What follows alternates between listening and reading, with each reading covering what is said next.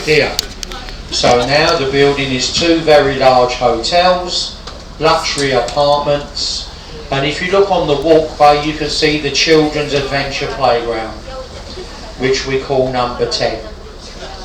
Now if you look along there, that's got the biggest computer games centre in the country. Now the London Eye, of course, if you came here in year 2000, you had to queue up for 4 hours and it cost £7.50 each. The good news for you, there are no queues because it's now £25 each. So look in the pods, even on a lovely day like today, look how many empty spaces there are. When you're at the top on a day like today, you can see to the west as far as Windsor Castle and to the east down to what we call the Dartford Bridge. Over there on the left, the building behind the trees flying all the service flags, that's the Ministry of Defence. It's one of the largest buildings in London. They say it goes as far below the ground as you can see above. Outside, the Golden Eagle is the Air Force Memorial. The eagle looks to the coast where the men gave their lives, and the bun points towards the Ministry of Defence. The ship on your left there, the Tattersall, that's the busiest floating pub in London. The weather stays like this, it'll be like that all weekend. Now the last building on the left, the one with the black spires, is called Whitehall Court. In there you'll find luxury apartments, a hotel and exclusive gentlemen's clubs. It's where you'll find this gentleman about 7 o'clock tonight. If you've seen the James Bond films, the last two, that's where he had his apartment, just off of Whitehall. Now on the right, you've got this big open space. We're just starting to build what we call the summer village. Now you must remember, we haven't really had a summer for 2 years, well no one has. So this year they expect everyone to go mad, so we're building bars and restaurants. Before COVID we had a bar over there 400 feet long. The best night out in London. So this is called Charing Cross Railway Bridge, that's the green structure. On each side of the bridge we've got the Golden Jubilee walkways, a nice little shortcut from north to south. As we go through the bridge, to your right, the first building here is the Royal Festival Hall. That's the only remaining building from the Festival of Great Britain of 1951. All the other buildings along the right, they were built during the ugly concrete era of the 1960s. As you can see, they captured the effect extremely well. Along here to our left, the oldest landmark on the river, the stone column is Cleopatra's Needle, given to us when Nelson defeated Napoleon at the Battle of the Nile. The finks at the bottom of the needle, they're the wrong way round. They should be facing outwards to protect, not inwards to obey. The building on the left with the largest clock face in London is the old Shell building. Shell have moved out of London, like all big companies now. Mr. Khan's driven them all away. The building next door with a green roof, well that's the famous Savoy Hotel. If you'd like to stay there tonight, you're looking at £500 a room. But if you fancy popping into the American bar, a gin and tonic today is only £27. You do get a lovely crystal glass, which you can take home with you. You just don't tell them. So this is the longest bridge in London. Waterloo Bridge is known as the Ladies' Bridge. It was built by the women of London during the Second World War. The men were away in the forces, the women built the bridge. Now when we go through the bridge, to your left, the very elegant building with a green dome, this is Somerset House. Until 1980, this is where we kept the records of births, marriages and deaths in England and Wales. Now it's part of King's College, but unfortunately that left hand end by the bridge, that's the office for the tax collector. Not for London, for up north. Now over here on the right, the first building got a big flashing sign. This is our National Theatre. It was founded by the late Lord Olivier. They actually named one of the theatres after him. Now this is all part of the South Bank Walk, which is a 3-mile walk along the banks of the Thames. Now look along there, see the white tower block under restoration. Now this is where we used to get all our programmes on ITV. So if you watch Good Morning Television or all the repeats at the weekends, this is where it used to come from. Now they moved out, took over the BBC headquarters in West London. They're supposed to be coming back, but they're not, because that's now being turned into a luxury hotel. Just what we need. Now on the left, the white ship is the Wellington. She's the livery hall of Master Mariners. Prince Philip, the Duke of Edinburgh, he was the life president. It's now Prince Charles. But look to the stern of the ship. See the red ensign flying? Look just past there, you'll see a white painted line on the wall, the old tide gauge. Now under the trees there, you'll see 2 silver dragons. There's one each side of the road, and those dragons are guarding the City of London, or as we call it, the Square Mile, the oldest capital city in the world.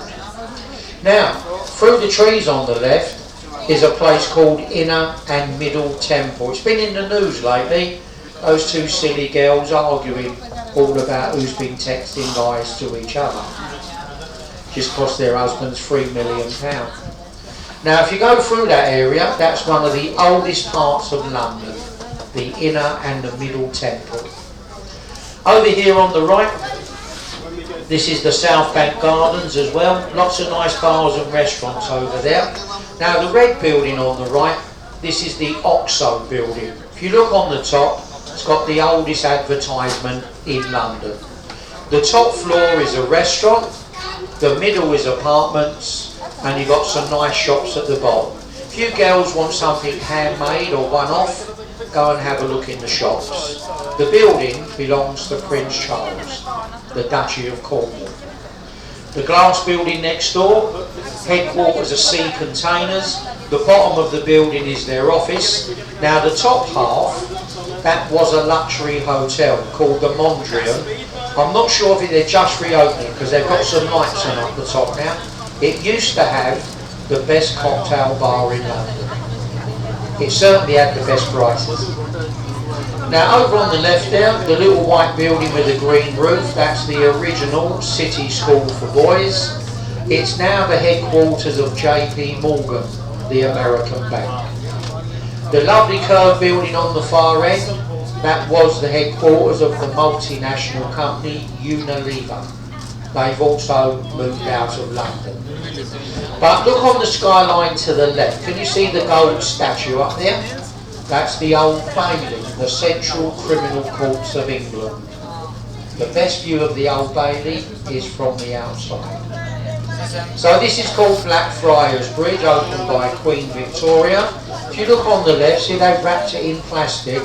This bridge is now under major restoration work.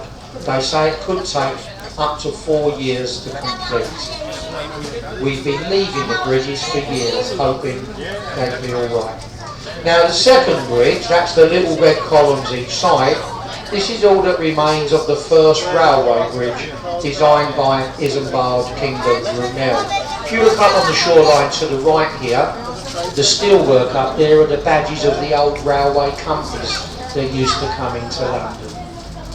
The last bridge is Blackfriars Rail. This is the only railway station in England that has a solar panelled roof. Apparently it covers 85% of electricity used in the station. Doesn't make the trains run on time. We can't do that. Now through the bridge on the right, this is all part of the South Bank Walk. But if you look along there, you'll see a building with a tall chimney. This is Tate Modern. And if you understand modern art, it's a wonderful place to go. If you don't understand modern art, I can recommend that little pub on the right. If you go in there first, have a few pints, you might understand about modern art later on. Now, if you look along the left here, we've got St Paul's Cathedral. Now, St Paul's was the tallest building in London. The reason being, Until recently, there was a law in London: no building can go higher than the Cross of St Paul, which is 365 feet. You see, we take no notice of that now. But look underneath we're on top of the dome. See the people up there? They've had to pay to climb nearly 500 steps for the best view down London. The red building on the left is the new City School. A young boy called Daniel Radcliffe started his education there. He didn't stay there long because he became Harry Potter. So this is called Millennium Footbridge. The Wibbly Wobbly Bridge, the Harry Potter Bridge, it all depends how old you are. We had to close the bridge on the opening day because it was swaying so much it became unsafe. Now through the bridge here on the right, if you look along the wall past these trees, you'll see a stairway coming out the river, just where those children are sitting, and behind them we've got a set of black iron gates. Each lump of metal on the gate is a character from a Shakespearean play. William Shakespeare put on 17 first nights in the Globe. What you're looking at is the only timber framed thatch roof building in London since the Great Fire. Now this area, Bankside, it became the entertainment centre of London. We had bear baiting, cockfighting, circuses, taverns, houses of horizontal pleasure, and many other places to spend your money. There was no live entertainment allowed on the left. The City Fathers banned all actors from the City of London. Now this is called Southwark Bridge in front of us, known to us as the least used bridge in London, because most people can't find it. If you see anyone walking across, give them a wave. They could be lost. Now if there's a traffic jam on the bridge, please don't worry. That's exactly what the Mayor wants. If the traffic's not moving, it's not creating pollution. He's done a good job of turning London into a car park. Now look on the left, see the barge over there? Or barges? Now if you count the containers on the top of the barge, there is another stack underneath.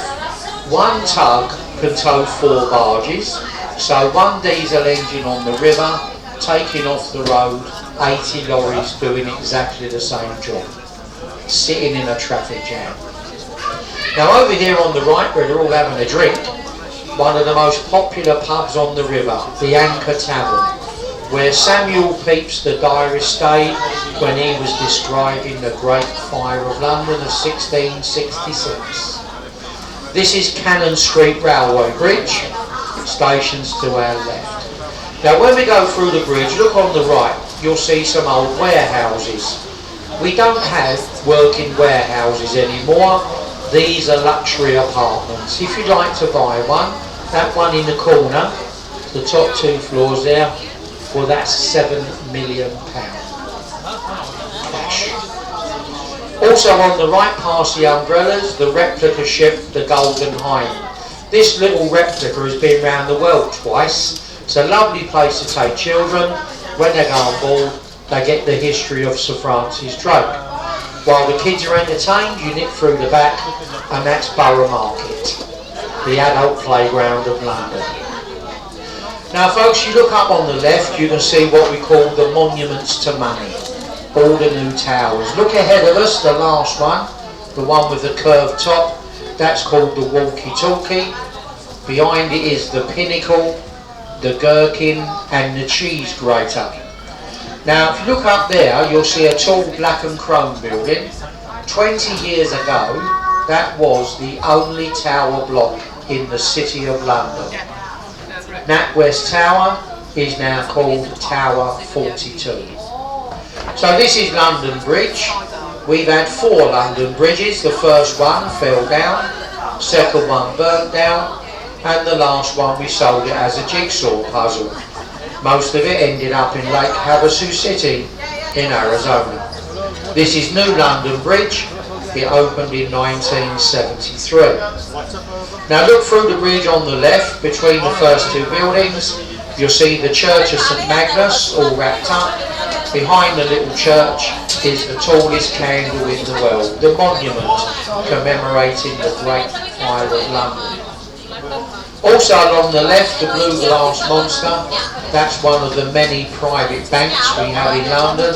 This is where people used to hide their money until we went looking for it. Now look above that, you can see the walkie-talkie.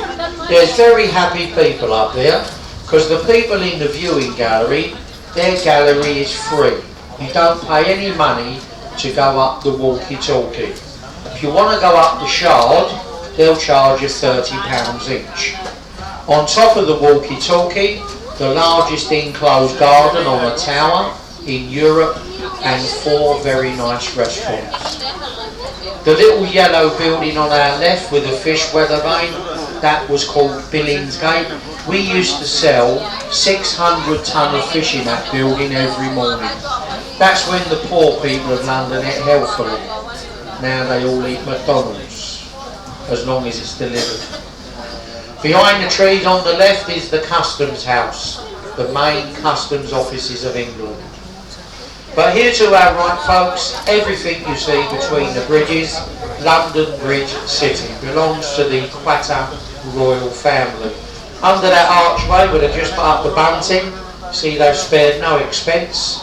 This is Hayes Gallery, which is all bars and restaurants. So HMS Belfast, been in the river for 50 years as a museum.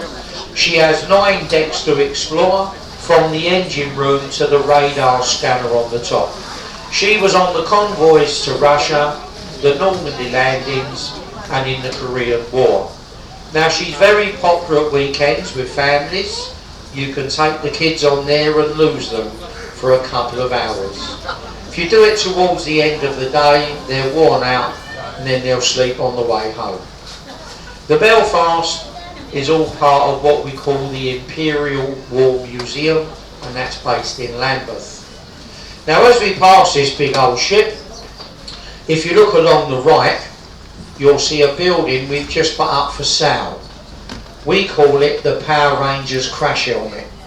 It was the headquarters for the Mayor of London, but in April this year Mr. Khan decided the people of London could no longer afford the rent. So he packed his bags and left.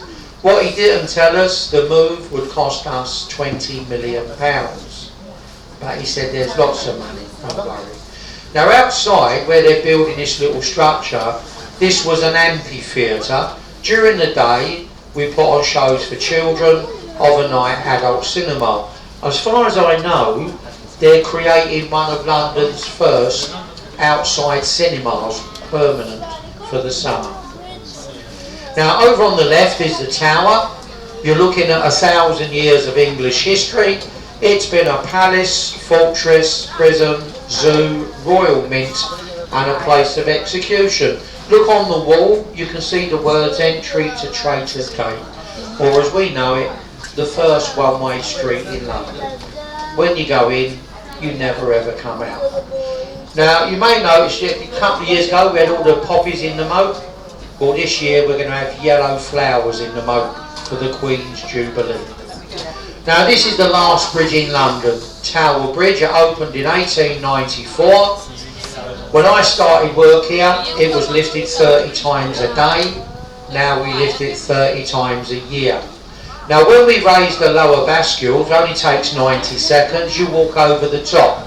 Unfortunately today you have to pay. But for those you on the back deck, if you look up, you can see where we upgraded the bridge. It's now got glass pavements. So nice big smiles and a wave. Make out you're enjoying yourself. And it's also surprising what you can see from down here on a nice sunny day. Now folks, this was the docks. Unfortunately, there are no working docks in London anymore. So from this bridge going down, all you're going to see is offices and apartments.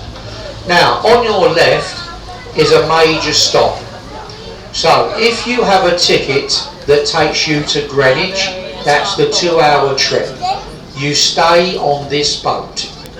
If you got the circular cruise ticket, the 1 hour cruise or the bus tickets, this is where you change boats.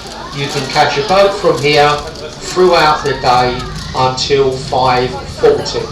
The boats leave on a 40-minute schedule.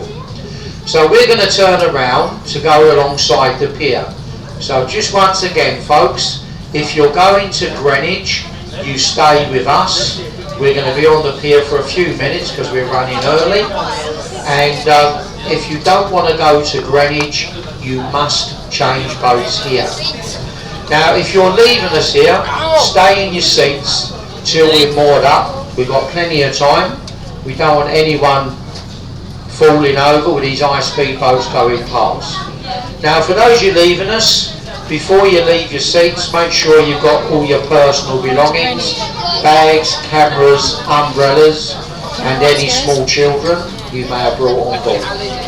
Now, we do guides coming down through London, folks, to try and make your trip a little more enjoyable. We don't see the point of you coming on a boat like this if you don't know what you're looking at. So what we do, folks, for those people leaving, if anyone would like to show appreciation, you can do so when you leave the boat. By the front door, you'll see our famous silver bucket. You want to put something in, it's entirely up to you.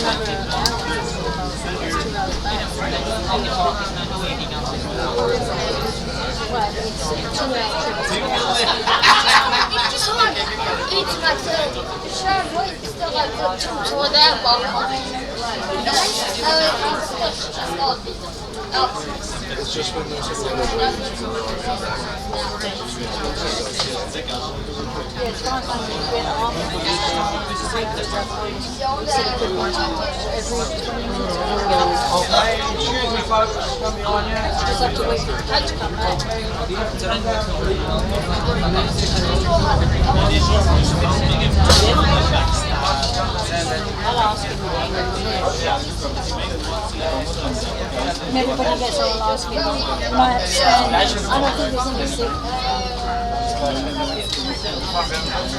I have to stay.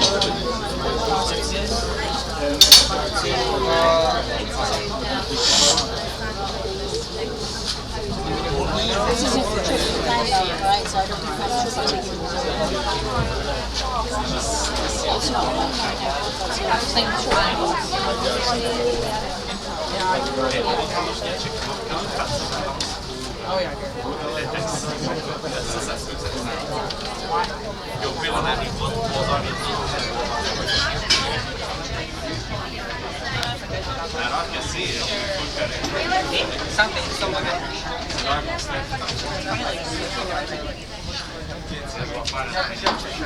Det är som för båda mig